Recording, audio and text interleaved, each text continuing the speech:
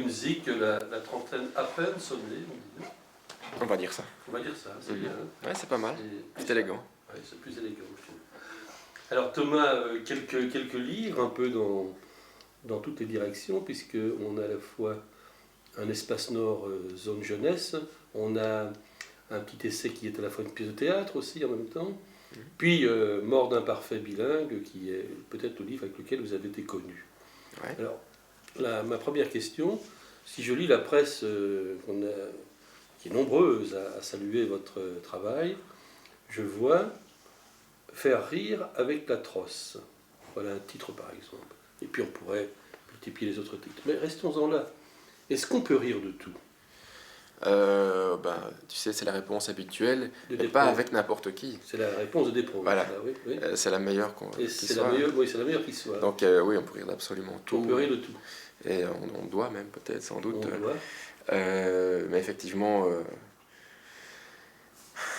pas avec... J'ai bien connu un gars avec qui il fallait pas rire, par exemple. Et effectivement, on se voit plus, par exemple. C'est pas drôle ce que je te dis, par exemple. Mais il faut rire de tout. On peut se fâcher parce qu'on ne rit pas de la même chose. On peut se fâcher parce qu'on ne rit pas de la même façon, de la même chose.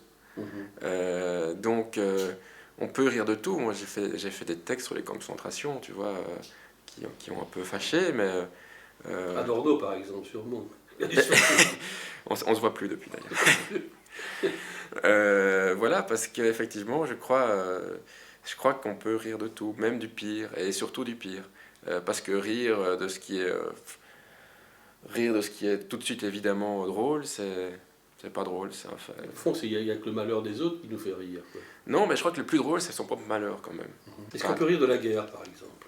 Ah, j'espère, oui, on est obligé. On doit. On doit, oui. Parce que la guerre est devenue un pur spectacle. Non, pas parce qu'elle est devenue un pur spectacle, mais parce que je crois que la guerre, c'est vraiment... On arrive aux limites complètes, aux frontières de ce que c'est peut-être l'être humain. Donc, c'est là où l'être humain bascule dans ce qu'on aimerait qu'il ne bascule pas. Il devient quelque chose... de sordide, peut-être. De sordide, d'atroce. Ou bien de merveilleux, d'abnégation, peut-être. Ou de merveilleux. Enfin, c'est là qu'on voit vraiment toutes les limites. Et c'est là... Je crois que c'est peut-être des limites qu'il faut pouvoir rire, justement. Peut-être pas pour les reculer, mais pour se dire... pour les regarder en face. Les nouvelles que j'ai faites et les romans que j'ai faits, qui sont souvent assez sombres, si j'avais pas essayé de le faire drôle, ça aurait été très lourd et chiant et pas nécessaire, en fait. Je crois que le rire, c'est vraiment la petite couche de sucre qui permet de faire passer la pilule. Si vous posez la question sur la guerre, c'est parce que dans Mort d'un parfait bilingue, on a l'impression que les combats sont commandités par des sponsors, des sponsors TV. Quand je disais société du spectacle, la guerre aussi, quoi. Ouais, mais dans ce cas-là. Dans ce cas-là, oui, mais ceci dit, plus on avance dans le 21e siècle, et plus je me dis que j'avais pas forcément tort. J'ai un peu forcé le trait dans les sponsors et dans la présence du privé dans la guerre, mais quand on voit, c'est des exemples bateaux, mais quand on voit la Seconde Guerre du Golfe, c'est tout sauf une guerre idéologique. C'est une guerre cathodique. C'est une guerre cathodique. Et c'est une guerre cathodique sûrement, mais c'est aussi une guerre d'intérêt financier avant tout. Donc je pense pas que le parfait bilingue soit très éloigné de ça. Et quand on voit effectivement qu'on intègre les journalistes dans l'armée américaine, qu'effectivement il y a des spots de pub qui entrecoupent les reportages, quand on voit l'évasion de cette américaine, le sauvetage de cette américaine soi-disant blessée de cet hôpital, tout ça je trouve que c'est assez proche de ce que j'ai fait, avec son petit drapeau américain dans son bras valide. Voilà. Et c'est vrai qu'il manque un petit coup de pub, il manque un petit côté sneakers sur le truc. Mais on est donc ça veut dire que votre source d'information, là où vous puisez vos images, ça peut être la télévision. C'est beaucoup la télé, mais c'est vrai que la télé prend une place immense. C'est vraiment une fenêtre sur le monde. C'est vrai qu'il y a les journaux, tout ça, mais quand on s'intéresse un petit peu au monde comme il va, la télé, c'est la première source. Et c'est très fort parce qu'on a quand même le côté très puissant de l'image et du son. Les JT surtout. Les JT, les documentaires, les choses comme ça. Les séries aussi. Les séries télé sont intéressantes. Pour le rire, justement. Pas pour le rire, mais pour l'efficacité de la construction narrative et de la fiction. Je suis quand même assez fasciné par par les trucs très simplistes, très faciles, et qui malgré tout fonctionnent. Faire fonctionner des duos, faire fonctionner une série télévisée avec une trame principale et des petites trames secondaires qui font que tout ça s'alimente. Je suis très intéressé par vraiment simplement les moteurs dramaturgiques, comme on peut dire. Les scénarios, quoi. Les scénarios, et qui sont... c'est marrant on peut raconter n'importe quoi de manière toujours efficace. On peut intéresser un spectateur à peu près à n'importe quoi de manière... C'est du moment qu'on raconte la chose de manière intéressante. L'apparition du cinéma, bon, modifie la littérature aujourd'hui. Mais oui, mais parce que le cinéma, je trouve que d'abord c'est des leçons de construction d'histoire, et que chaque fois je suis fasciné par la façon de faire un scénario. Et c'est vrai que peut-être que ça rend la littérature, enfin j'en sais rien, la littérature j'en sais rien, mais en tout cas ce que j'aime faire moi, j'aime bien avoir un peu une écriture de nerf optique, qui frappe les nerfs optiques, un truc très visuel. Donc en fait faire des bouquins qui fassent peut-être des effets de film enfin, dans l'esprit du lecteur. Qu'on voit effectivement une image, un son, quelque chose qui est... Thomas, la difficulté c'est justement que le cinéma a des moyens techniques beaucoup plus importants que la littérature. Oui, non, mais ça c'est vrai, c'est pas vrai. Parce qu'effectivement, il y a le choc du cinéma, le 70 mm, le son, tout ça, mais je crois que justement le boulot de l'écriture, quand c'est bien fait, on arrive aux mêmes effets. Même si effectivement on est dans l'ambiance silencieuse d'une chambre de quelqu'un qui lit ou dans un tram ou n'importe quoi. Une écriture bien amenée peut frapper l'imaginaire de manière aussi forte que effectivement 200 haut-parleurs et oui. on peut amener des images, ça peut même être plus fort en quelque sorte. Ça peut traverser le lecteur de manière plus importante. Exactement. Hein, si je sais plus vous disiez, si votre personnage a froid, il faut que le lecteur ait grelotte, quoi. Voilà, exactement. Et cette sensation. Mais tu vois, je prends souvent comme exemple la nouvelle de Construire un feu de Jack London. C'est vraiment une nouvelle qui a des effets cinéma fantastiques. D'abord, tu ressens l'effet de ce froid, tu vois cette glace, tu vois ces paysages, tu vois le chien, tu vois le type qui marche dans la neige. C'est tout juste, il n'entend pas une musique à côté. Tu vois les travelling qui suivent les personnages, tu vois ce type suivi par derrière. Enfin, c'est ça vraiment une écriture. Enfin, c'est le genre d'écriture qui me plaît, très imagée, très vivante, dans laquelle tu peux vraiment t'intégrer, te fondre complètement. Ça veut dire qu'il faut que la littérature génère aussi de la réalité. Mais non, enfin, la littérature, elle fait ce qu'elle veut, mais moi, c'est en fait ce que j'aime bien faire. La littérature. Oui, mais la littérature, tu vois, non, c'est ce que je te dis, c'est vraiment... chacun écrit ce qu'il veut, comme il veut, donc... mais moi, c'est ce que j'aime bien, c'est générer, effectivement, à travers ce que je fais, générer des images, du son, et mettre en branle l'imaginaire du lecteur. Vraiment m'adresser directement à lui. Et peut-être moins chercher la forme aussi, chercher le langage aussi, mais tout ça étant, à mon avis, vraiment une marche, une étape vers l'image et vers quelque chose qui est plus proche du système nerveux. Voilà. Alors, on a parlé de l'humour, on a parlé du rire, on a parlé du comique de situation, encore. Je pense à cette nouvelle où il y a une infante d'Espagne qui va se marier, et puis qui manque ce rendez-vous, en fait, qui le retarde en quelque sorte parce qu'elle voudrait enregistrer au magnéto un film Texas tronçonneuse. Massacre à tronçonneuse, oui. Massacre, en fait. Deux. Second volet. Second volet. Ou bien ces Blancs qui, en Afrique, font un safari et l'abandonnent pour commencer à exterminer les populations locales. Et puis il y a un Fennec qui parle aussi, en fait. Bon, on en vient petit à petit à se dire, bon, ces personnages, en fait, on les présenter un petit peu.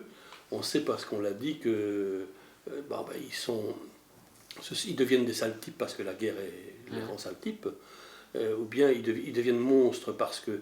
Et la question que vous vous posez, Thomas, c'est de savoir comment on devient un monstre, en quelque sorte. Un monstre humain.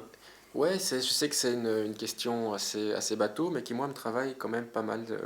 C'est la question, d'abord, de qui on est, de qui je suis moi, par exemple. C'est-à-dire, dans des circonstances X, bon, maintenant, a priori, je suis plutôt sympathique, j'ai tué personne, ça va, tout va bien, mais parce que les circonstances ont peut-être été ce qu'elles sont. Mais si j'étais né serbe il y a 10 ans, si j'étais né hutu, si j'étais né... avec le cerveau que j'ai, avec le système nerveux que j'ai, avec ce que je suis, qui je serais devenu? Est-ce que j'aurais été quelqu'un qui résiste, qui dit non, qui s'oppose, ou est-ce que j'aurais fait comme à peu près tout le monde, c'est-à-dire est-ce que j'aurais pris une machette, est-ce que j'aurais pris une grenade, et est-ce que je serais devenu... Voilà. Et donc c'est effectivement ça. C'est même pas devenir un monstre, mais c'est tellement commun comme attitude qu'on peut même pas taxer ça de monstruosité, mais C'est quelque chose qui m'intéressait, ce basculement vers où on dépasse les limites complètement, où effectivement, tout en restant un être humain, donc tout en pouvant rentrer chez soi le soir, embrasser ses enfants et sa femme et repartir à la boucherie le lendemain et mitrailler tout ce qui est mitraillable. Et c'est un truc... bon, maintenant, j'espère que j'ai creusé le sujet pas mal dans mes différents bouquins, donc j'espère que je vais plus le faire maintenant. J'en ai un peu, pas marre, mais je crois que j'ai un peu épuisé le sujet, et puis moi j'ai envie de faire autre chose. Mais c'est un truc qui m'a travaillé, qui me travaille encore, et qui me fascine quand on voit effectivement les procès maintenant, Milosevic, tout ça, et qu'on voit des types. Oui. Voilà, et on sait que ces types ont fait des choses, a priori, qui relèvent du délire complet, mais qui sont. Ça va pour eux. Ça va, ils dorment quand même la nuit, ils ont des amis. Ils se défendent même. Ils se défendent.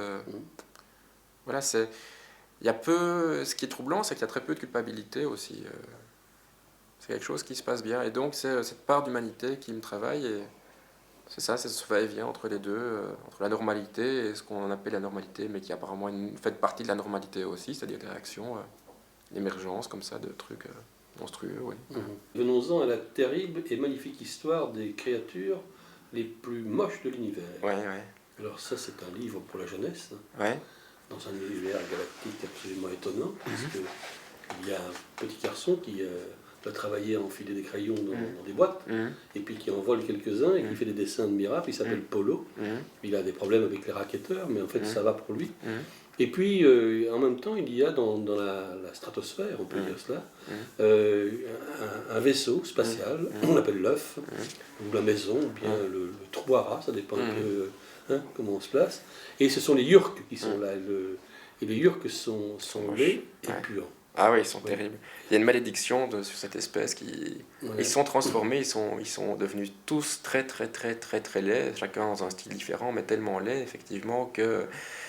Ils ne sont plus capables de tomber amoureux les uns des autres. Ils ne se regardent pas d'ailleurs. Ils ne se regardent plus, ils ne veulent pas se voir, ils ne veulent pas se croiser, ce qui pose un problème effectivement, parce que si on ne est plus amoureux, on ne fait plus d'enfants, et donc la race risque de s'éteindre. Et donc ils cherchent désespérément à s'incarner dans des formes nouvelles, et il va se trouver que ça va être les dessins. Les dessins qui vont... Alors, pieds qui puent, nez moisi, tas de boue, horreur épouvantable, yaourt pourri. Ouais. Il y en a, on est près, tout gluant, où il y a dégueulis aussi. Il y a petite crotte. Petite crotte. ça fait plaisir. Ça vous fait plaisir d'inventer des... Ouais, c'était comique, ça j'aimais bien. C'était comique, ça. Ouais. Alors, bon, il y a aussi le style. Parce qu'il y a ce qu'on n'a pas encore montré maintenant, mais la lecture le montre sans doute. Un style Gunzik, en fait. Un peu inattendu dans... je donnerai des exemples. Décrocher un doctorat en coup fourré. Ouais. Ça existe, ça? Un doctorat en coup fourré. On pourrait imaginer. Ouais. Ou bien le gros flic qui avait l'air malheureux d'un type qui vient de rater un soufflé au fromage. Ah, c'est très triste. C'est très triste. Alors oui. Et alors on a des expressions qui sont assez étonnantes. La guerre les avait brisés comme des biscottes, déchirés comme de la soie, et laissés comme des lapins écrasés au bord d'une autoroute. C'est beaucoup de choses. Ouais, c'est vrai. C'est tout un travail tout à fait différent sur la comparaison. C'est pas celle qu'on attend habituellement. Non, ben ça c'est... C'est effectivement, j'aime bien un peu jouer avec les images, c'est un peu les petites pralines qu'on donne dans une lecture, c'est un peu chaque fois des petits cadeaux, je dirais. Il y en a de nombreux alors, c'est vraiment un Père Noël. Il faut être généreux avec les lecteurs. Il faut être généreux, Saint-Nicolas, Père Noël. Voilà, c'est ça, faut pas compter. Les emmerdes des autres, il les aimait autant que des saucisses grillées. Ouais, voilà. Ça c'est par négation. Ouais, voilà, je crois que c'est quelque chose que moi j'aime bien faire, c'est de trouver des images qui ne sont pas forcément des images attendues, mais qui fonctionnent bien, effectivement, qui disent bien ce qu'elles veulent dire, et tout en étant un peu rigolote, quoi. Alors, j'ai même trouvé que dans une des nouvelles, je pense que c'est dans Par moi personne n'est mort, mais on a une petite gazelle noire là, qui est sur les épaules d'un chasseur blanc. Et elle est évanouie, et vous dites à croire qu'elle n'avait jamais vu la nouille d'un blanc. Ouais, c'est pas que la nouille, ça... La nouille, ouais. Vous inventez cela, ou bien vous l'avez entendu dans... Je crois que j'invente. J'invente, ouais, je crois, ouais. Je crois. Mais, j'invente, Oui. Bon, bien, des trucs, quelquefois on entend des trucs, on est surpris quelquefois la capacité d'invention... Des jeunes? Même pas forcément des jeunes, ça peut être des vieux, mais t'entends des gens qui parlent... Ouais. Et dans une discussion, tu as des gens qui trouvent des idées très bonnes et tu notes mentalement. Donc tu voles beaucoup en fait. Hein, aussi. Voilà. On a frappé sur une dame en pleine figure, alors son nez saigne partout, ses dents sont brisées, et elle ressemble à quoi? Je sais plus. À une petite voiture écrasée par un autobus. Mais elle avait une taille de petite... comment c'était?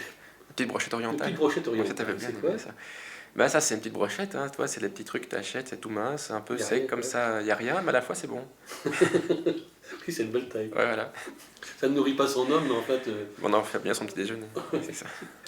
Et qu'est-ce que c'est qu'une salope jusqu'au plafond? Ah, mais ça c'est le pire. C'est les pires. Ah ouais. C'est-à-dire, c'est vraiment... Bah, jusqu'au plafond, on peut pas aller plus On haut. peut pas aller. On tire dessus sur Ouais. l'élastique, en fait. Donc on a ce vocabulaire, on a ce... on a cela, bon, on a fait un peu le tour, je pense. On va... Dernière peut-être question, c'est... Être écrivain, c'est bien? Bah, être écrivain, ça pourrait être bien, je crois. Ce n'est pas assez bien. C'est pas assez bien. Enfin, est-ce que c'est une thérapie, quoi? Non, la non, l'écriture? surtout pas, surtout quelle horreur. pas. Non, ça pourrait être bien. C'est une évasion? Non, Non plus. non, c'est le plaisir de la construction. Je crois que c'est vraiment le plaisir. Je crois que quand on est gamin et qu'on a des Lego et qu'on construit son Legoland Space avec la petite ferme et tout ça, il y a un plaisir de la construction qui est là, je crois. Vraiment, c'est construire des choses. Et je peux même pas dire que c'est un plaisir parce que c'est malgré tout quelquefois assez chiant d'écrire, de travailler. Enfin, je trouve que en fait, tout est plus marrant qu'écrire. Genre aller au cinéma, regarder des films, se balader, aller manger, Ouais, dormir. c'est mieux qu'écrire que d'être rivé, scotché à sa C'est feuille. infiniment mieux, mais il y a le plaisir quand même, une fois qu'on a fini, Mhm. c'est très gai d'avoir construit quelque chose. Donc en fait, donc on travaille pour ça, enfin en tout cas moi, dans le but d'avoir fini un objet bien construit où je suis content d'avoir fini mon petit Legoland. Quoi. Ça c'est pas mal, mais alors ce qui serait écrivain, à part ça, écrivain, c'est moyen. Moi je pensais que ça plaisait aux filles déjà. Ce qui est une erreur, j'expliquais ça tout à l'heure. Mais ça, un jour à Navarina, pourquoi vous écrivez? Il faut avoir des femmes, je te dis. Ouais, mais c'est faux. C'est faux. C'est faux parce qu'il faut Je être lui dis, musicien. je Moi, lui je le vois chaque jour, les filles aiment les musiciens. Donc, j'aurais mieux fait faire la musique. Et alors, du coup, écrire. Et ça rapporte pas d'argent non plus, ou très peu. Ou alors, il faut faire des commandes qui sont pas marrantes. Oui, à propos de la commande, un texte commandé, vous avez dit un jour, j'ai finalement écrit le texte et je lui ai cassé sa gueule de texte avec des fautes d'orthographe. Ouais, bien fait. Bien fait pour lui. Bien fait pour lui. Oui. Et. Excusez-moi, mais il y a un téléphone qui sonne quelque part. C'est moi. C'est toi? Ouais, Ah ouais. ça j'entends, je l'ai pas éteint. Je suis Il assez. vibre là. Il vibre. C'est ma Voilà, ça finit.